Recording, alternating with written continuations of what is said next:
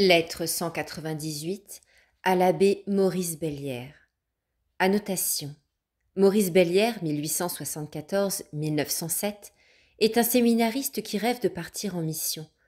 Jeune homme fragile, il rencontre de grandes difficultés et sollicite, fin 1894, la prière d'une carmélite. Mère Agnès le confie à Thérèse. Mais ce n'est qu'en octobre 1896 que Mère Marie de Gonzague l'autorise à lui écrire. Carmel de Lisieux, 21 octobre 1896. Monsieur l'abbé, notre révérende mère étant malade, m'a confié la mission de répondre à votre lettre. Je regrette que vous soyez privé des saintes paroles que cette bonne mère vous aurait adressées, mais je suis heureuse d'être son interprète et de vous redire sa joie en apprenant le travail que notre Seigneur vient d'opérer dans votre âme. Elle continuera de prier afin qu'il achève en vous son œuvre divine. Il est, je pense, inutile de vous dire, monsieur l'abbé, la grande part que je prends au bonheur de notre mère. Votre lettre de juillet m'avait fort affligée. Annotation. Maurice, qui faisait alors son service militaire et se sentait en perdition, avait envoyé un véritable appel au secours à Mère Agnès. Votre lettre de juillet m'avait fort affligée, attribuant à mon peu de ferveur les combats qui vous étaient livrés. Je ne cessais d'implorer pour vous l'assistance maternelle de la douce reine des apôtres.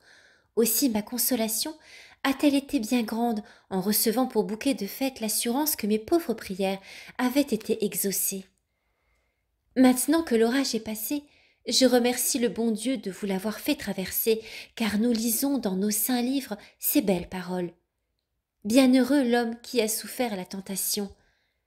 Première lettre de Jacques, chapitre 12. Et encore, celui qui n'a pas été tenté, que sait-il? Ben Sira le sage, chapitre 34, verset 10. En effet, lorsque Jésus appelle une âme à diriger, à sauver des multitudes d'autres âmes, il est bien nécessaire qu'il lui fasse expérimenter les tentations et les épreuves de la vie. Puisqu'il vous a accordé la grâce de sortir victorieux de la lutte, j'espère, monsieur l'abbé, que notre doux Jésus réalisera vos grands désirs.